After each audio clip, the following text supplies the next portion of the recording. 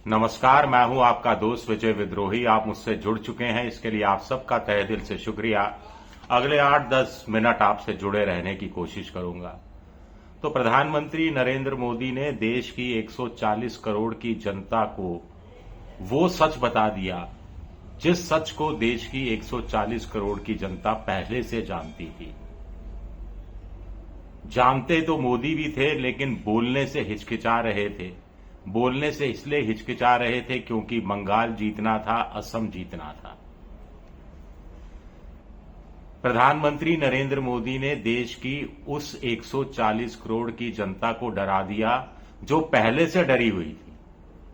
और 140 करोड़ की डरी हुई, हैरान परेशान जनता जो प्रधानमंत्री नरेंद्र मोदी से चाहती थी सुनना, वो सुनने से महफूज रह गई, क्योंकि प्रधानमंत्री ने बीमारी तो बता दी लेकिन बीमारी का इलाज नहीं बताया। या यूं कहा जाए कि बीमारी का एक जनता इलाज बता दिया कि भाई ये बीमारी है, घर में ऐसा करो, थोड़ा सा ना सौंफ ले लो, थोड़ी सी अदरक कूट लो, काली मिर्च डाल देना, थोड़ी सी मिश्री डाल देना और उसको थोड़ा घोंट देना, उसमें 2 बादाम भी, 1 काजू भी डाल देना और उसमें दूध भी मिला देना और सुबह सुबह पी जाना। जबकि जरूरत है सरकारी इलाज की, ये जनता इलाज की नहीं, सरकारी इलाज की, आर्थिक सेहत की बात मैं कर रहा हूं। जरूरत है कि सरकार क्या कदम उठाती है। अभी भी सरकार ने सब कुछ साफ साफ पारदर्शी तरीके से नहीं बताया है। राहुल गांधी कह रहे हैं कि प्रधानमंत्री जी के बस की बात नहीं है, कॉम्प्रोमाइज पीएम के बस की बात नहीं है उनके अनुसार। और ये जो 7 बातें कही जा रही हैं, जनता के ऊपर थोपी जा रही हैं, दरअसल ये मोदी की 7 नाकामियां हैं। अब मोदी जी क्या कह रहे हैं? मोदी जी कह रहे हैं कि साहब तेल, पेट्रोल डीजल कम खर्च करो, खाने का तेल कम खर्च करो, फर्टिलाइजर्स कम उपयोग में किसान लाए, 1 साल तक हो सके तो विदेश में छुट्टियां मनाने नहीं जाएं, 1 साल हो सके तो कोई घर में उत्सव हो, सोना नहीं खरीदें, 1 साल तक विदेश में शादी ब्याह नहीं करें, वर्क फ्रॉम होम करें, सरकारी मेट्रो का इस्तेमाल करें, वर्चुअल कॉन्फ्रेंस करें, अनावश्यक रूप से तेल और पेट्रोल खर्च नहीं करें। अच्छी बात है, इतनी किफायत, इतनी सादगी तो हर किसी में होनी चाहिए। भले ही संकट देश में हो आर्थिक, या भले ही नहीं हो, जब आर्थिक संकट नहीं हो तो भी प्रधानमंत्री जो बातें कह रहे हैं उस पर अमल होना चाहिए। लेकिन अब इसमें देखते हैं, सोना कौन खरीदता है? 1 साल सोने की भी बात कही है मोदी जी ने। सोना कौन खरीदता है? हम और आपके बस की बात नहीं है, मिडिल क्लास के गरीब जनता के बस की बात नहीं है। 80 करोड़ लोग जो 5 किलो सरकारी अनाज पर जिंदा हैं, उनके बस की बात नहीं है। बाकी के 30-40 करोड़ के मिडिल क्लास की बस की बात नहीं है। तो 140 करोड़ में से 120 करोड़, 125 करोड़ तो ऐसे ही घट गए। तो 10-15 करोड़ लोग या उससे भी कम लोग सोना खरीदते हैं।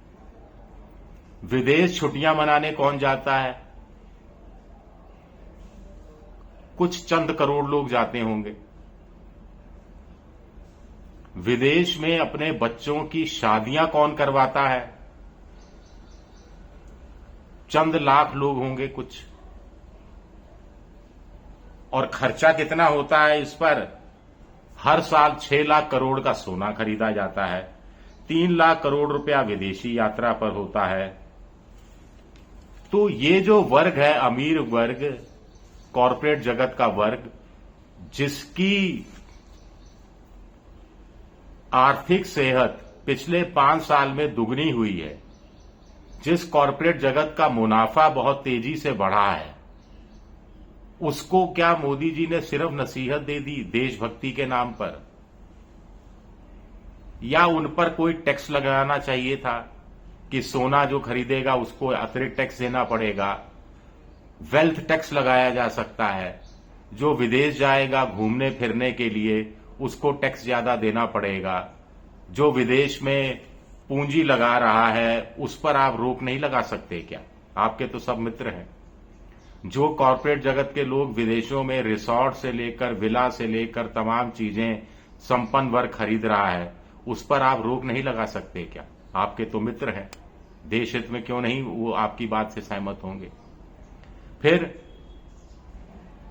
श्वेत पत्र ला सकते हैं, व्हाइट पेपर देश की जनता के सामने लाना चाहिए कि आखिर कहां कहां किस किस तरह का आर्थिक नुकसान होने की आशंका है, कहां कहां किस तरह का आर्थिक नुकसान हो चुका है, क्या आर्थिक मंदी आ चुकी है, क्या आर्थिक मंदी आने वाली है, क्या आर्थिक मंदी से बचने के लिए सरकार कोई सख्त कदम उठाने जा रही है। इन तमाम बिंदुओं पर सर्वदलीय बैठक बुला ली जाती। सर्वदलीय बैठक छोड़िए, संसद में डिलिमिटेशन की आड़ में महिला आरक्षण विधेयक लाने की कोशिश हो सकती है, तो क्या उसी संसद का विशेष सत्र बुलाकर खाड़ी संकट से उपजे आर्थिक संकट पर चिंता नहीं हो सकती?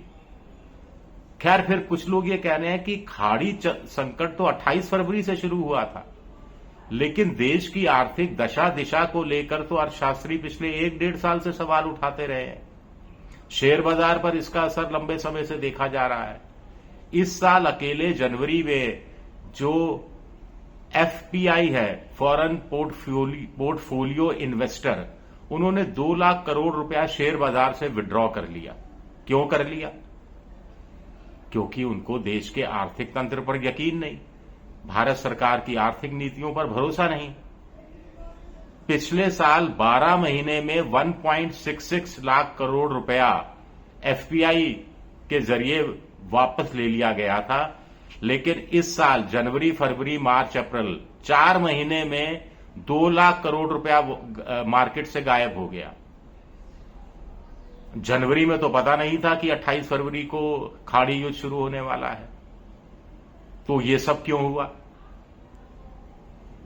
तो कहीं ना कहीं कमजोरियां थी और खाड़ी युद्ध ने उसको ट्रिगर पॉइंट का काम किया।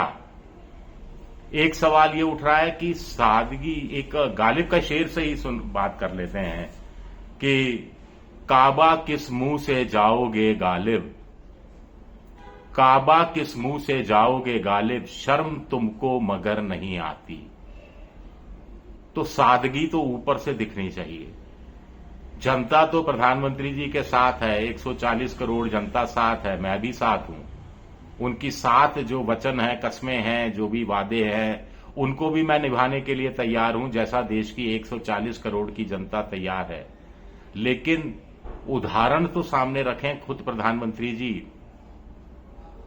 आप भाषण देते हैं, उसके बाद रोड शो करते हैं, रोड शो में 21 गाड़ियां शामिल होती हैं। उससे पहले आप बंगाल में देश के 18 राज्यों के मुख्यमंत्रियों के साथ शुभेंदु अधिकारी के शपथ ग्रहण समारोह में भाग लेते हैं। तो क्या वीसी से नहीं हो सकता था? क्या वीसी से नहीं जुड़ा जा सकता था वर्चुअल कॉन्फ्रेंस से? क्या असम में हेमंत बिस्वा शर्मा के शपथ ग्रहण में भी यही नाटक देखने को नहीं मिलेगा क्या? आप कहते हैं 1 साल जरूरत हो पड़े तो विदेश यात्रा टाल दीजिए। उसका अगला सेंटेंस में आप कह सकते थे कि मैं भी 1 साल विदेश यात्रा पर नहीं जाऊंगा। अब यूएई के सुल्तान से बात हो या नॉर्वे, नीदरलैंड और स्वीडन के राष्ट्राध्यक्षों से बात हो या इटली में मेलोनी से बात हो, ये काम तो वीडियो कॉन्फ्रेंस से भी किया जा सकता है। या व्यक्तिशः जाना बहुत जरूरी है क्या? मान लीजिए इस समय राहुल गांधी किसी एक देश के विदेशी दौरे पर गए होते प्रधानमंत्री के भाषण के बाद, तो मीडिया क्या चला रहा होता, किस ढंग से पानी पी पी कर कोस रहा होता। जवाहरलाल नेहरू के बाद जब 1965 की लड़ाई हुई थी और लाल बहादुर शास्त्री देश के प्रधानमंत्री थे, अन्न संकट था, उन्होंने कहा कि शाम का उपवास देशवासी रखें ताकि अन्न बचाया जा सके। जय जवान जय किसान का नारा भी दिया गया था। तो उससे पहले लाल बहादुर शास्त्री, उनकी पत्नी, उनके बेटे, एक बेटा था या उस समय 2 बेटे थे पता नहीं, उन्होंने उपवास रखा था। उपवास रखवाया गया था। वो खुद महसूस करना चाहते थे क्या वो उपवास रख सकते हैं, और उसके बाद उन्होंने देश की जनता से अपील की थी। 1971 में जब बांग्लादेश वाली लड़ाई हुई तो इंदिरा गांधी ने पहले अपने आभूषण दान किए और उसके बाद जनता से अपील की। तो चैरिटी बिगन्स एट होम, एक उदाहरण तो आपको पेश करना ही पड़ेगा। खैर, काबा किस मुंह से जाओगे गालिब, शर्म तुमको मगर नहीं आती। ये राजनीति का वक्त नहीं है, बिल्कुल भी बयानबाजी का वक्त नहीं है। ये सच्चाई को जानने का, सच्चाई को सामने रखने का, पारदर्शिता का, जिम्मेदारी का, जवाबदेही का वक्त है और सत्ता पक्ष और विपक्ष का एक साथ चलने का वक्त है। लेकिन पहल किसको करनी है? सत्ता पक्ष को पहल करनी है। क्या ये पहल होगी सत्ता पक्ष की तरफ से? सवाल उठता है। शुक्रिया मेरा वीडियो देखने के लिए, बहुत बहुत शुक्रिया।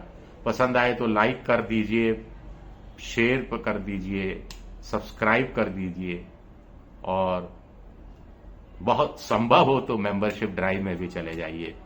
लेकिन लाइक, सब्सक्राइब, शेयर तो आप कर ही सकते हैं। शुक्रिया, बहुत बहुत शुक्रिया।